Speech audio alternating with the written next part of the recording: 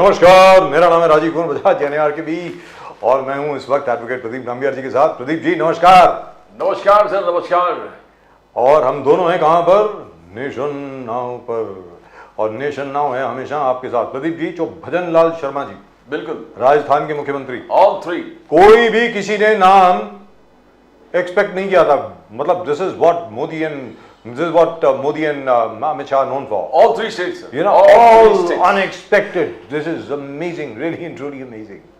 तो मतलब छत्तीसगढ़ में आदिवासी, मध्य प्रदेश में OBC और राजस्थान में ब्राह्मण।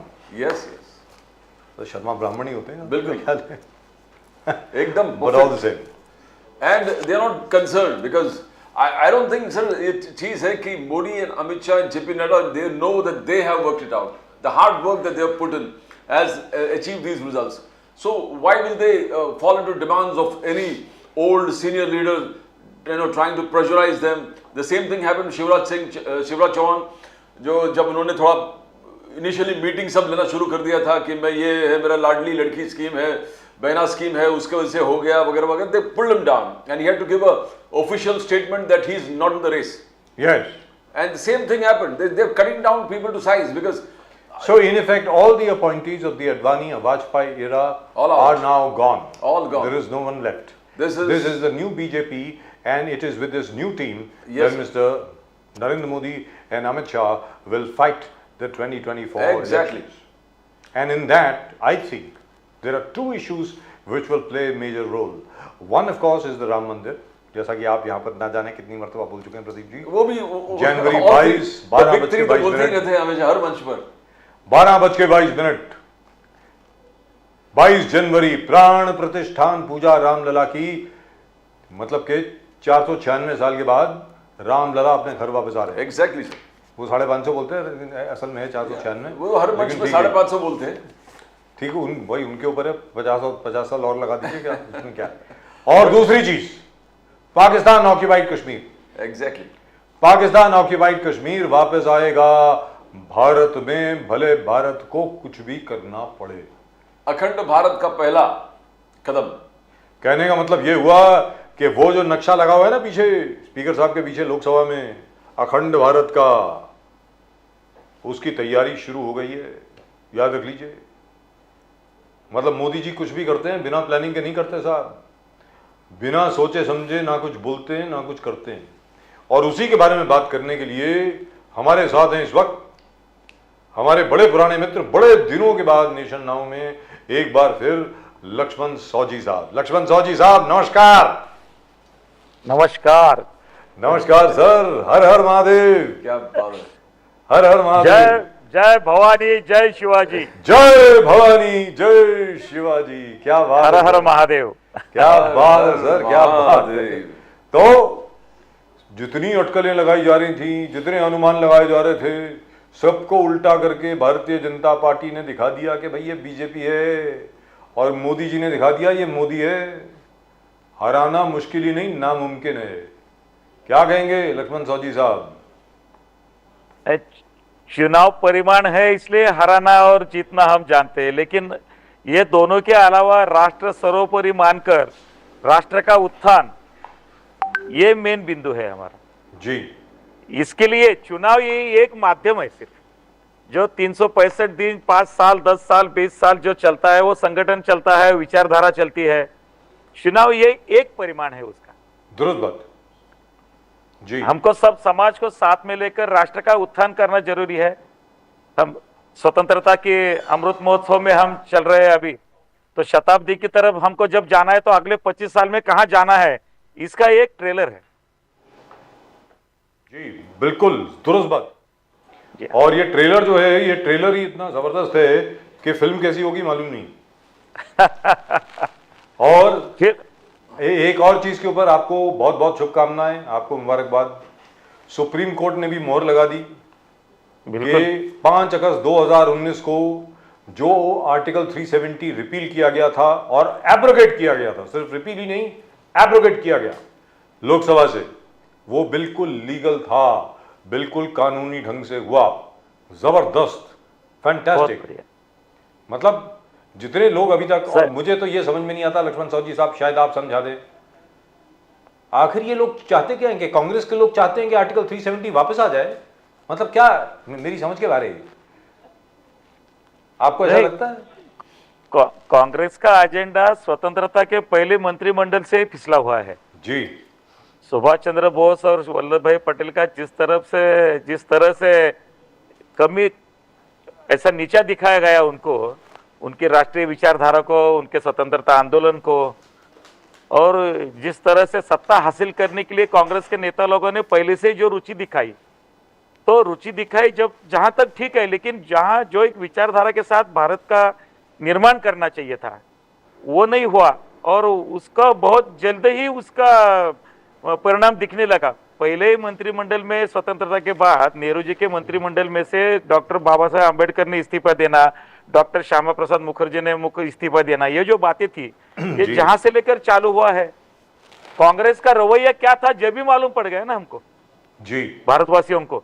सिर्फ एक स्वतंत्रता आंदोलन का एक माहौल बनाया हुआ था, लोग उसके पीछे बहुत 100-150 साल तक चले हुए थे, इसलिए उसका जो नतीजा निकला उसके हिसाब से राजकीय सत्ता जो थी वो लोगों ने हिलने नहीं दी, उनका बहुत गलत मतलब निकालकर उन्होंने सत्ता चलाया, और आज उसका परिणाम देख रहे हैं सब जगह पे। दुरुस्त बात। जो डॉक्टर मुखर्जी ने उस समय जो एक आंदोलन पुकारा था, एक देश में 2 विधान 2 प्रधान 2 निशान नहीं चलेंगे, और कश्मीर भारत का अभिन्न अंग है ये दिखाने के लिए हमको आंदोलन करना पड़ा, उनको खुद का बलिदान देना पड़ा। उसमें जो संसद में विरोधी पक्ष नेता के रूप में थे, जो एक राष्ट्रीय पार्टी के अध्यक्ष थे, जो 8 विरोधी दल इकट्ठे आकर उन्होंने उनको नेता चुना गया था, और एक डेमोक्रेटिक मूवमेंट हम जब शुरू करने जा रहे हैं, पहले 5 साल में ही ये उनको भुगतना पड़ा कि उनको खुद का बलिदान देना पड़ा देश के लिए, और धारा 370 हटाए जाने के लिए, कश्मीर भारत का अभिन्न अंग है बताने के लिए, और 2 संविधान नहीं चाहिए, 2 निशान नहीं चाहिए, 2 प्रधान नहीं चाहिए, ये हमारा एक ही भारत है, ये बताने के लिए हमको कितना बड़ा योगदान देना पड़ा, कितना बड़ा बलिदान देना पड़ा। और जब से लेकर जो आंदोलन चल रहा था, तो आज कोर्ट ने उसके ऊपर मोहर लगाई कि उस समय नेहरू जी का ये जो रवैया था ये गलत था। जी और ये भारत के पूरे आज 130, 135, 140 लोगों को ये कितनी खुशी की बात है कि जो हमने 50, 60, 70 साल से ये जो लड़ाई लड़ी थी उसके ऊपर आज सुप्रीम कोर्ट ने मोहर लगाई थी। और जी। उसके लिए एक जो हमारी विचारधारा है, इसके पीछे विचारधारा को बदनाम किया गया। जो भी हो, आज हमारा पहले जनसंघ था, अभी भारतीय जनता पार्टी है, लेकिन जो संघ की विचारधारा थी भारत के लिए, वो संघ की विचारधारा सही थी, इसके ऊपर सुप्रीम कोर्ट ने इसके ऊपर मोहर लगाई है, ये मानना पड़ेगा अपने को। दुरुस्त बात है, दुरुस्त बात है। हमारे ऊपर जी। कितने बार बैन किया संघ के ऊपर, कितने बार जेल में भेजा गया, कितने आंदोलन गए, कितने बलिदान दिए गए, कितने घर बर्बाद हो गए, और ये विचारधारा को बदनाम करने की साजिश 70 साल चलकर आज कहीं एक ऐसा सूरज उग रहा है कि जो हम शताब्दी की तरफ जा रहे हैं, ये अमृत महोत्सव की परिणाम लेकर। लेकिन सबसे बड़ी बात यहां पर यह है कि जो डॉक्टर श्यामा प्रसाद मुखर्जी ने उस वक्त कहा था, आज की तारीख में जिस प्रकार सुप्रीम कोर्ट ने, प्रदीप जी बात करी है, इट इज, जो लक्ष्मण साहू जी बोल रहे हैं बिल्कुल ठीक बोल रहे हैं कि it is actually an endorsement of what doctor Shyama Prasad Mukherjee said way back in 1950। 1950 में जो उन्होंने बोला, एग्जैक्टली वही चीज आज की तारीख में सुप्रीम कोर्ट ने बोली है कि भाई एक देश में 2 संविधान 2 निशान 2 प्रधान नहीं हो सकते, क्योंकि उधर भी prime minister, Jammu and Kashmir had a prime minister. अरे यार क्या कर रहे हो? और अमित शाह जी ने सही करके सही मायने में श्यामा प्रसाद मुखर्जी का आज का याद पूरे पार्लियामेंट को सुना दिया। बोले ये उनके बलिदान और त्याग का है, ये पूरे जो तब के सोच है, और अब जाके हमने हासिल किया है, अब जाके हासिल किया है। और बोलते बोलते इस दौरान बहुत सारी चीज उन्होंने कहा कि कांग्रेस, ये तीनों फैमिली, जो मैं 5 फैमिली आप बोलते बजाय साहब, ये 3 फैमिली, 5 गांधी बाकी 2 को फैमिली, भूलने का नहीं, अब्दुल्ला फैमिली, मुफ्ती फैमिली, बोले यही 3 लोगों ने कश्मीर को बर्बाद कर दिया। अंसारी और बख्शी, इनको मत भूलना। और अमित शाह जी ने क्लियर कट बोला कि हमने पहले ही सत्ता में आने के बाद मोदी साहब ने बोला कि हम पाकिस्तान से बात नहीं करेंगे, हुर्रियत से बात नहीं करेंगे, जमात से बात नहीं करेंगे, हम सिर्फ कश्मीर के लोगों से बात करेंगे। आप इस पर थोड़ा और गौर फरमाइए, बिकॉज क्या है, अमित शाह जी ने जिस प्रकार से श्यामा प्रसाद मुखर्जी का याद दिला दिया, और पॉलिसीज, मोदी साहब के पॉलिसीज के बारे में बात कर दिया। लक्ष्मण साहू जी साहब, नहीं, इसमें एक बात ऐसी है साहब, सिर्फ इतना ही नहीं हुआ, जो मानवीय व्यवहार के तौर पर मुखर्जी श्यामा प्रसाद जी के साथ जो बर्ताव हुआ, जो आंदोलन उन्होंने पारपत्र बिना वीसा के लिए चालू किया था, वो आंदोलन में उनको भारतीय संविधान के अनुसार, भारतीय कानून के अनुसार, भारत की हद में उनको, एरिया में उनको नहीं अरेस्ट किया, कश्मीर के एरिया में जाकर अरेस्ट किया, उनके कानून की तरफ से वो कानून से वो चलाया, और उनको जहां ऐसे जगह रखा जहां चोर उचक्के, जहां गुनहगार रहते हैं, वहां एक राष्ट्रीय नेता को वहां पर रखा था जी। और फूड पॉइजन से लेकर उनका मृत्यु हुई है जेल में। ये कितनी गलत बात है। ये क्या मानवीय व्यवहार था? एक भी मानवीय व्यवहार के जो आंदोलन देश भर में, दुनिया भर में चलते नहीं, मोमबत्ती जलाने वाले, मुखर्जी के बारे में एक भी आंदोलन नहीं चलाया इन लोगों ने। क्या वो इंसान नहीं थे, राष्ट्रीय नेता नहीं थे, समाज के प्रतिनिधि नहीं थे? एक पढ़े लिखे अच्छे कद्दावर नेता थे, बंगाल के नेता थे, देश के नेता थे, एक विचारधारा के नेता थे। उनके साथ जो बदसलूकी की गई, उसके ऊपर किसको सजा हुई है? आज तक नहीं हुई। ये बहुत बड़ी बात है, बहुत बड़ा। सिर्फ एक व्यक्ति का बलिदान नहीं है, विचारधारा का उसमें हत्या हुई थी। हमको ये इस बात का बहुत बुरा लगता है कि जो विचारधारा से जो राष्ट्रीय दल चलने लगा था, मुखर्जी की भी हत्या उसी तरह हुई, बाद में दीनदयाल जी की भी हत्या उसी तरह हुई। वैचारिक नेताओं की हत्या इस तरह से होना, हमारे भारतीय जनता पार्टी को जो आज जो विजय दिख रही है, जो यश दिख रहा है, ये बहुत बड़ा योगदान मुखर्जी और दीनदयाल जी के विचारों का उसमें है, खुद का भी है, उनके संसार का है। ये बहुत बड़ी बात है। लक्ष्मण सावजी साहब, देश के लिए बलिदान। एक छोटी सी चीज बता दें दर्शकों को, आपने क्योंकि बात छेड़ी, छोटी सी चीज एक बता दें।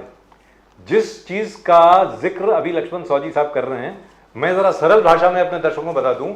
उस वक्त कश्मीर में, अगर आप कश्मीर से नहीं हैं, भारत से, मतलब इंडिया से हैं, ऐसा बोलते थे ये लोग, इंडिया से हैं, आपको अपना आईडी कार्ड लेके जाना होता था और आपको परमिट मिलता था कश्मीर में आने के लिए, यानी वीसा। आपको वीजा लेना पड़ता था कश्मीर में आने के लिए। और Shyama Prasad Mukherjee protested against that system and he said, मुझे भारत में आने से कौन रोक सकता है, मैं तुमको दिखाता हूं। और एक चीज और याद रख लीजिए, लखनपुर में जाकर के, while he crossed the border from Pathankot into Lakhanpur, that was into Jammu, वहां पर उनको अरेस्ट कर लिया गया। He went on hunger strike. उसके बाद जाकर के उनके प्रयत्न की वजह से आईडी सिस्टम जो है वो खत्म किया गया। याद रख लीजिए, नोबडी नोज दैट। मेरा ये कहना है लक्ष्मण सावजी साहब, ये तो सबको बताना चाहिए ना। बराबर है, सही बात है कि अमित शाह साहब क्या है कि लोग रियलाइज नहीं करते। अमित शाह जी ने जो भाषण दिया ना लोकसभा में, वो बहुत जबरदस्त। सर मैं कुछ और बोलने जा रहा हूं। बहुत सहमा हुआ भाषण था, अंडरस्टेटमेंट थी। जो असल में हुआ है कश्मीर में, उसका 2% भी जिक्र उन्होंने नहीं किया। अगर पूरा जिक्र कर देते तो कांग्रेस के लोगों को अपना चेहरा आईने में देखने में शर्म आ जाती। अमित शाह साहब ने यह नहीं बताया कि आपको जम्मू एंड कश्मीर में जाने के लिए पासपोर्ट लगता था, वीसा लगता था, जहां पर कश्मीर के सदर रियासत यह तय करते थे कि आप अंदर आ सकते हैं कि नहीं आ सकते। कश्मीर का कानून अलग, कोर्ट्स अलग, और तो और छोड़िए, जो क्रिमिनल प्रोसीजर कोड है भारत का, वो कश्मीर में लागू नहीं होता। अब जाकर के लागू हुआ है सर। जो मंडल कमीशन की रिपोर्ट आ गई, और तो और छोड़िए, जो रिजर्वेशन बाकी भारत में लागू हो गए, कितने साल हो गए सर? 1954 में लागू हो गए, तब से लेकर के आज तक चल रहे हैं। शेड्यूल ट्राइब्स के वो तो चल रहे हैं, कश्मीर में लागू नहीं है। कश्मीर में अब जाके लागू होंगे। तो मतलब it was a country within a country. Laxman Sawji साहब बताएं, ये क्या है? मेरी समझ के बाहर है। ये क्या चाह रहे थे लोग? और आज की तारीख में भी आप देखें, गुलाम नबी आजाद, ओहो, रोने वाली शक्ल बना ली, फारूक अब्दुल्ला पता नहीं क्या बोल रहे हैं, महबूबा मुफ्ती, ओहो, हमारा तो दिल टूट गया, हमारा तो ये हो गया। ये क्या है? लक्ष्मण सावजी साहब जरा बताएं इसके बारे में प्लीज। नहीं, इनके नेताओं का तो बर्ताव पूरा झूठा है।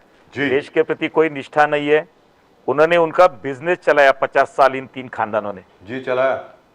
5 खानदानों ने, 5। पूरा पूरा बिजनेस चलाया इन लोगों ने और आतंकवादियों का समर्थन किया, पाकिस्तान का समर्थन करके किया, भारत का नमक खाकर भारत के साथ नमक हरामी की इन लोगों ने, दूसरा कुछ नहीं है इसकी। दुरुस्त बात है सर। और तो और छोड़िए, पूरा पूरा मनी स्कैंडल में वो फंसे हुए हैं जी। पूरे बैंकों का पूरा व्यवहार सही नहीं है, पूरा आतंकवाद को समर्थन है, भारत के पूरे एक्टिविस्ट, भारत के खिलाफ जो एक्टिविस्ट है उनको पूरा समर्थन था, जो डुप्लीकेट चलन चलता था उसको इनका समर्थन था।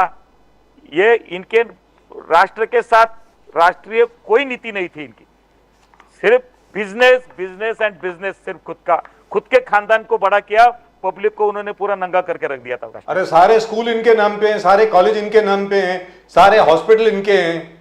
क्या बात कर रहे हैं सर? वहां पर देखो जितने होटल हैं या तो अब्दुल्ला फैमिली के हैं, या बख्शी गुलाम मोहम्मद फैमिली के हैं, या अंसारी फैमिली के हैं, या मुफ्ती परिवार के हैं, और पीछे से गांधी परिवार के हैं। मतलब एक इसमें एक बहुत बड़ी चीज जो सामने आती है, प्रदीप जी माफ कीजिएगा, sorry I am taking up so much of time, but this is a subject very close to my heart. एक चीज जो सामने आती है, अभी अभी जो वो शख्स जो है वो झारखंड के जो मेंबर ऑफ पार्लियामेंट है राज्यसभा के, सर अभी तक गिनती चल रही है 350 करोड़ से ज्यादा मिल गए वहां पे, 350 करोड़ से ज्यादा। अब मैं विश्वास नहीं कर सकता कि एक सिर्फ ये एक आदमी को होंगे। आपको लगता है क्या ये सिर्फ एक ही आदमी के हैं? ये पूरा इन्होंने पूरे 50-60 साल इन्होंने पूरा मजाक करके रख दिया देश का। पूरा जो हमारी सोने की चिड़िया जिसको देश को बोलते थे उसको इतना बर्बाद किया है। तीन पीढ़ियों का इन्होंने नुकसान किया है। अभी जो कुछ हमारे काम चल रहे हैं मोदी जी के नेतृत्व में, भाजपा के विचारधारा में, तो अभी जाकर आगे 20 साल अगली पीढ़ी का बहुत फायदा होने वाला है जी। जो 3 पीढ़ियों को सहना पड़ा पिछले हर एक जगह पे, हर एक क्षेत्र में, वो अभी सहना नहीं पड़ेगा। हम सिर्फ उनके ऊपर टिप्पणी कर चुप नहीं रहते हैं। उनके ऊपर टिप्पणी क्यों करनी पड़ती है, हम क्या करने जा रहे हैं बताना पड़ता है, इसलिए उनका विषय बीच में आता है। लेकिन उनके ऊपर सबक सीखकर ये ऐसा नहीं होना चाहिए, ऐसा करके जो कर रहे हैं अभी सब क्षेत्र में कर रहे हैं। साहू जी साहब, हिंदुत्व का लहर आपने देखा 5 स्टेट में, 5 स्टेट में 3 आप जीते। वो लास्ट लैप में जैसे मोदी साहब सबको याद दिलाते थे, 22 जनवरी 12:22 में प्राण प्रतिष्ठान राम मंदिर का पुनर्निर्माण, हर मंच पे जेपी नड्डा साहब, अमित शाह, नरेंद्र मोदी जी, और कांग्रेस को मालूम ही नहीं क्या हुआ। कांग्रेस को मालूम मतलब जीत रहे, मगर जो हिंदुत्व का लहर लास्ट मिनट में उन्होंने उड़ गया। फिर मोदी साहब मथुरा गए, बोले कृष्ण जन्मभूमि भी बाकी है, भव्य मंदिर इसको भी बनाएंगे। फिर सबको बोल दिया काशी विश्वनाथ, उज्जैन महाकाल, केदारनाथ, अयोध्या बाकी, और अयोध्या चालू है और कृष्ण जन्मभूमि बाकी है। क्या आपको नहीं लगता है हिंदुत्व का लहर पूरे राजस्थान, छत्तीसगढ़, मध्य प्रदेश को आपको जिता के लेके आए? साहू जी साहब, नहीं सब बात ऐसे, हिंदुत्व की लहर जरूर होंगी, लेकिन उसमें राष्ट्रीय अस्मिता की लहर ज्यादा है।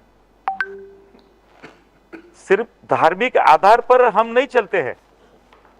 हिंदुत्व को धार्मिक आधार पर नहीं लिया, हिंदुत्व को विचारधारा के तौर पर लिया है। हिंदुत्व एक जीने की राह है, और दुनिया में जितनी भी विचारधाराएं है उसमें सबसे अच्छी विचारधारा हिंदुत्व है। ये आचरण है पूरे आयु का, मानव का, जाति का, पूरे सबका। तो विदेशों में जो आज हमारा संस्कृति बारे में आकलन हो रहा है, वहां हमारी विचारधारा स्वीकार हो रही है, वहां मंदिर के निर्माण हो रहे हैं। ये जो विचारधारा है भारत में, ये कांग्रेस और कांग्रेस के सहयोगी दलों ने 50-60 साल में इसके ऊपर आक्रमण करके थोपे थे। ब्रिटिश रूल, मुगल रूल और कांग्रेस रूल, इसमें सीमाएं बहुत अस्पष्ट थी। ये सब सरीके थे। हमको किसके लिए हमको स्वतंत्रता किसके लिए चाहिए थी, हमको भारत स्वतंत्र क्यों चाहिए था, ये हमारे ऊपर आक्रमण कर क्यों आए थे? हम संपन्न थे इसलिए तो हमको लूटने के लिए आए ना। और हम जो संपन्न थे, संपन्न रहने के लिए हमारी जो विचारधारा थी, जो हमारी संस्कृति सनातन है, पुरातन है, उसके लिए ये सब लड़ाई थी।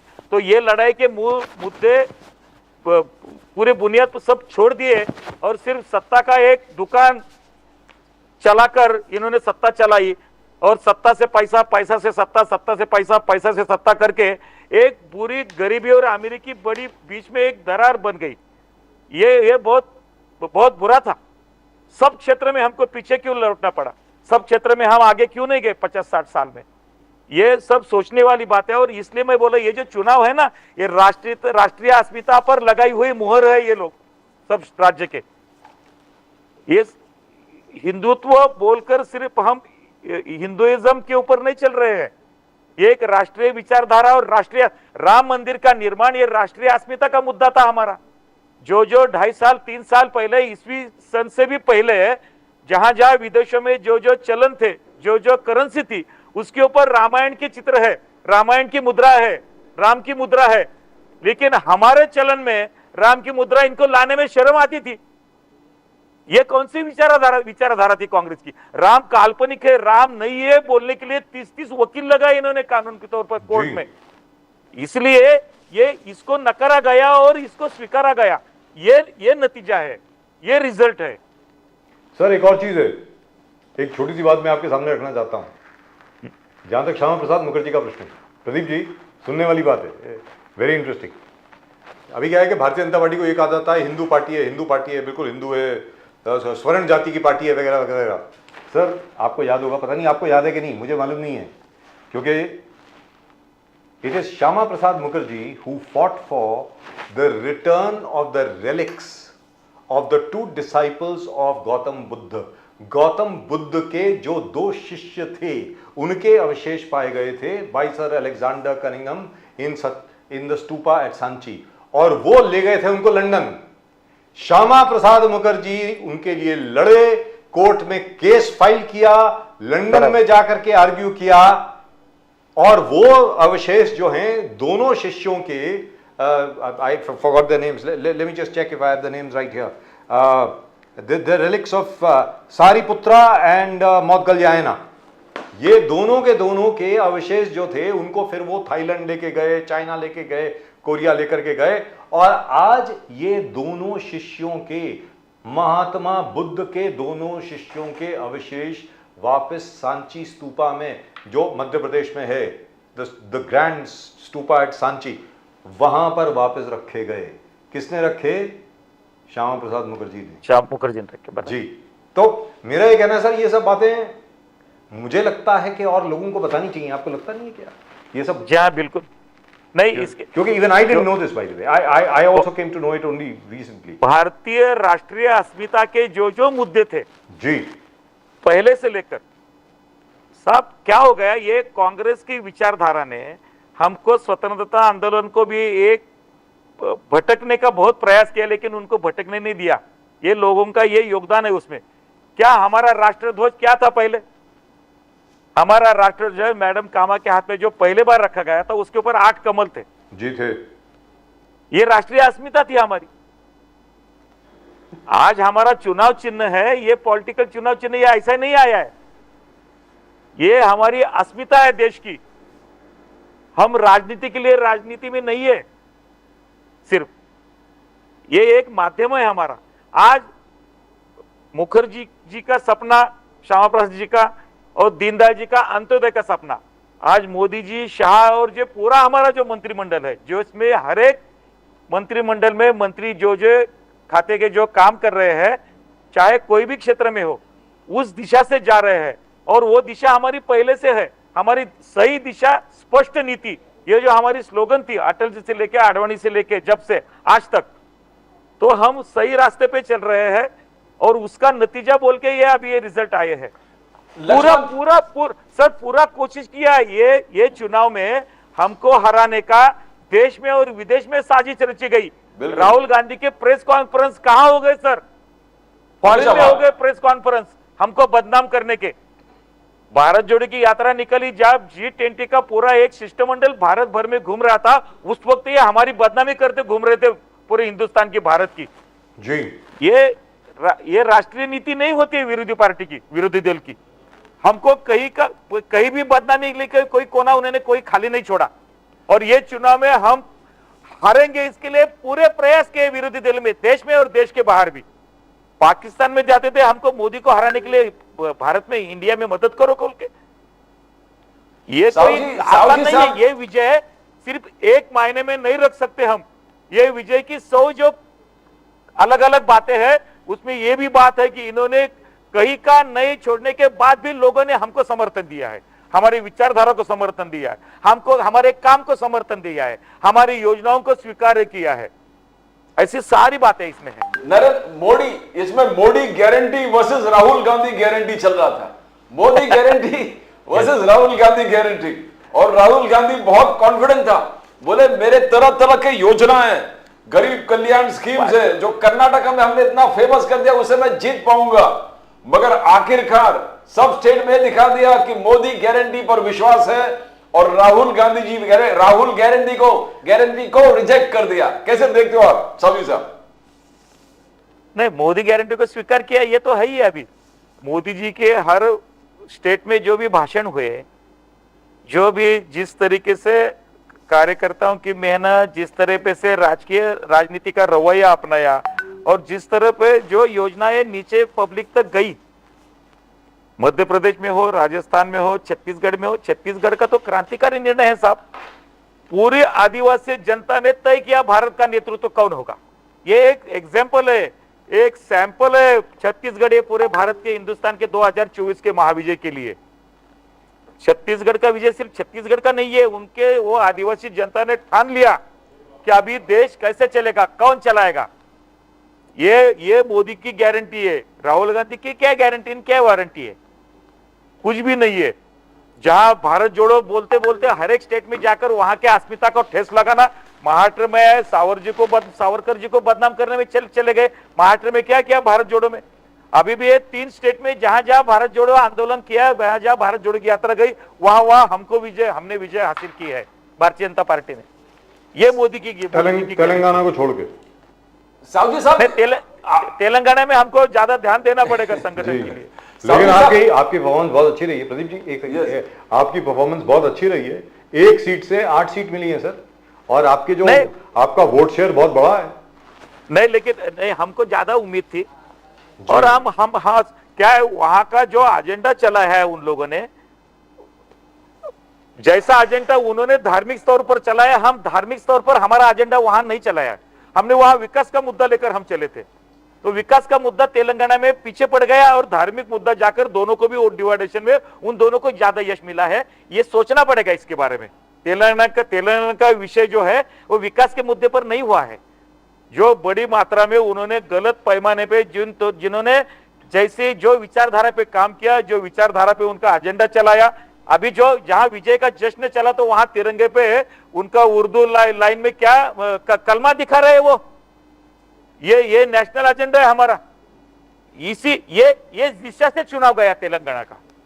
प्रदीप जी, साहू साहब, 3 चीज जो 4 चीज आज कश्मीर के बारे में अमित शाह जी ने जो कहा, वो लोगों को बहुत भाया। लोग पूरे देश के लोग उसमें बहुत इसे अच्छा लगा। उन्होंने कहा कि वो पत्थर मारने वाले पत्थरबाज कहां पर दिख रहे हैं? आपको ये साल दिखा क्या? पत्थरबाज दिखे नहीं, ये साल कोई पत्थरबाज दिखे नहीं। पत्थरबाज की हालत खराब कर दी है अमित शाह जी ने।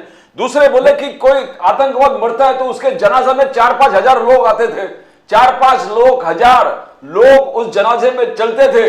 वो आजकल दिखता भी नहीं, ना पत्थरबाज दिख रहा, ना उस आतंकवाद के मरने पर बड़ा जनाजा दिख रहा है। तो ये बोले जीरो टेरर पॉलिसी का एक टोटल एक बड़ा उदाहरण है। बिकॉज स्टोन पेल्टर्स के उन्होंने कहा कि हमको मालूम पड़ा किस घर से, तो उस घर में किसी को नौकरी नहीं मिलेगा। तो ऐसे स्ट्रिक्ट कदम अमित शाह जी ने वहां पर जीरो टॉलरेंस फॉर टेरर, इस चीज पे बहुत लोग बहुत भावित हो गए, लोगों को अच्छा लगा zero terror policy.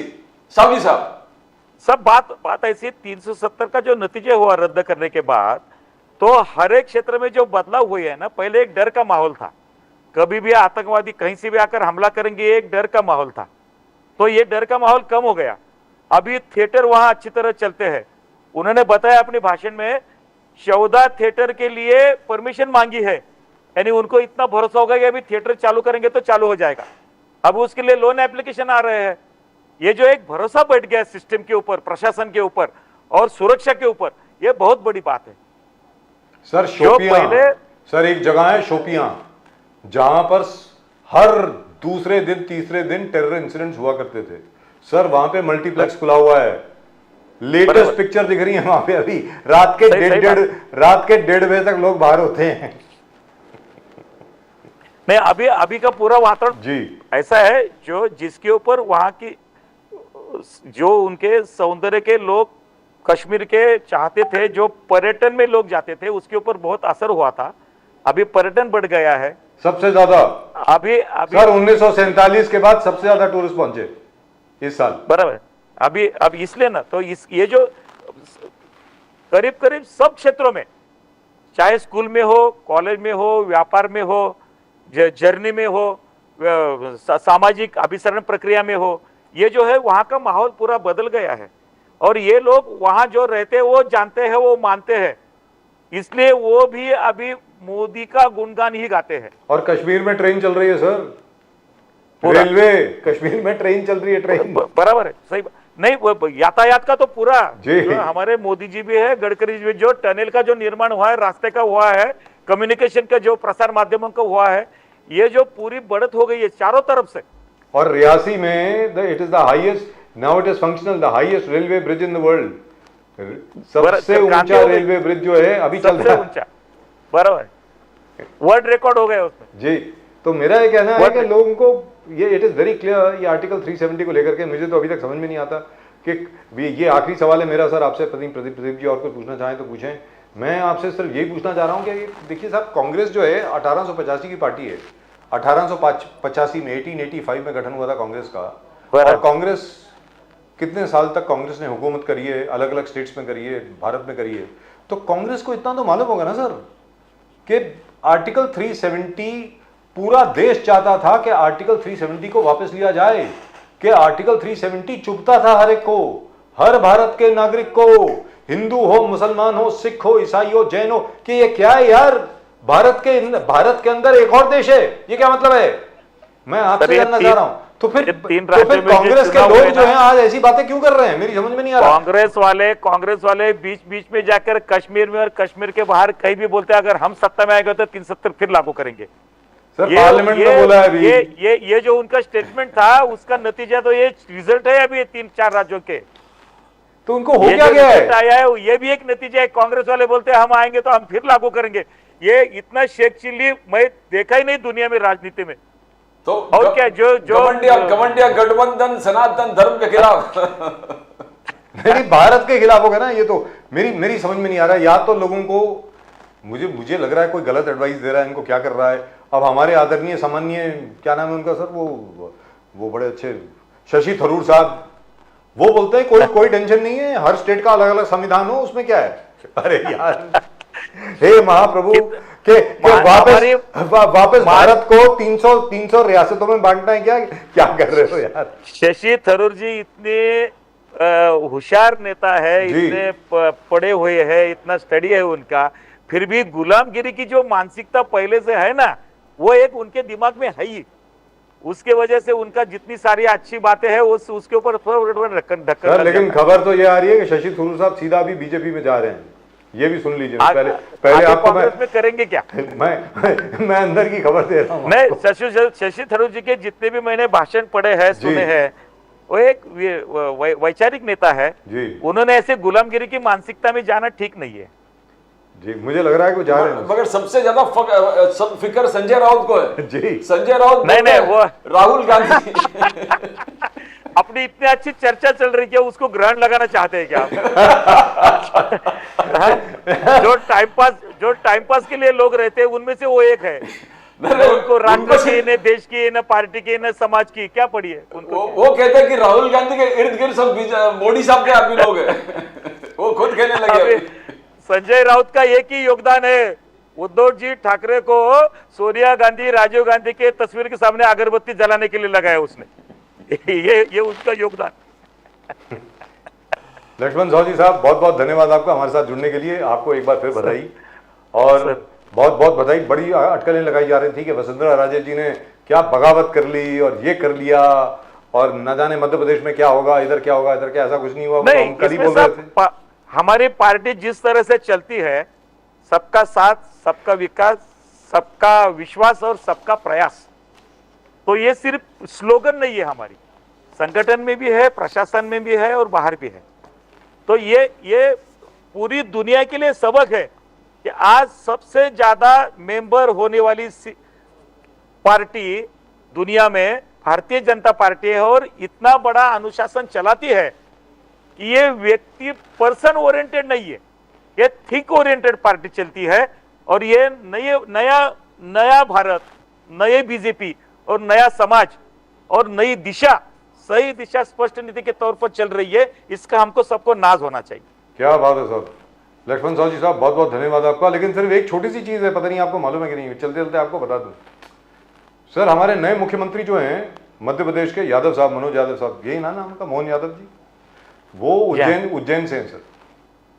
Ujjain Mahakal का शहर है, आपको मालूम है ना। तो उज्जैन के राजा जो हैं वो महाकाल हैं। आप गए उज्जैन, गए कभी आप? महाकाल गया हूं। सर आपको मालूम है ये प्रथा है कि मुख्यमंत्री जो भी होता है मध्य प्रदेश का, वो उज्जैन में रात नहीं बिता सकता, ये कहा जाता है। तो मतलब आपने यादव साहब को घर से बेघर कर दिया। उनका घर है उज्जैन में, अब वो वहां पे रात को सो नहीं पाएंगे, ये आपको बता दूं।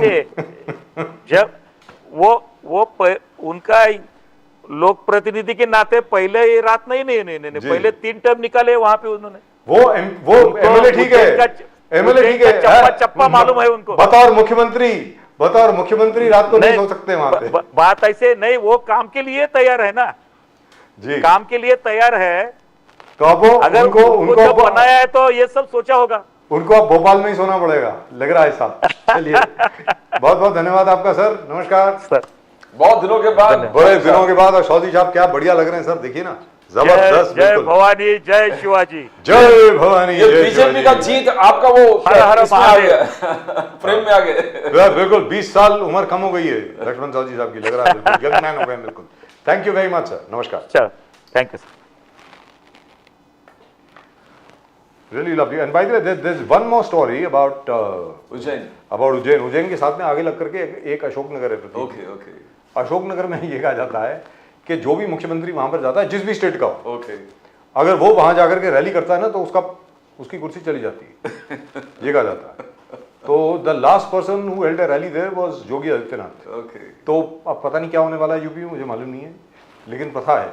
कहाँ है? मध्य प्रदेश की प्रथा है। अब ये तो मोदी साहब हर प्रथा को चेंज कर रहे हैं। नहीं, शायद मोदी साहब ने भेजा उसको वहां पे, योगी हर प्रथा को चेंज करने के लिए। जी, बिकॉज 550 साल के बाद अगर मोदी साहब कह रहा है कि पुनर्निर्माण में अगर कर रहा हूँ, बाबर ने तोड़ा और इतना बड़ा गैप के बाद मोदी साहब का पुनर्निर्माण हो रहा है, तो इतिहास में अपने आप को सुनहरे अक्षर में ऑलरेडी लिख लिया उन्होंने। लेकिन प्रदीप जी, आई पर्सनली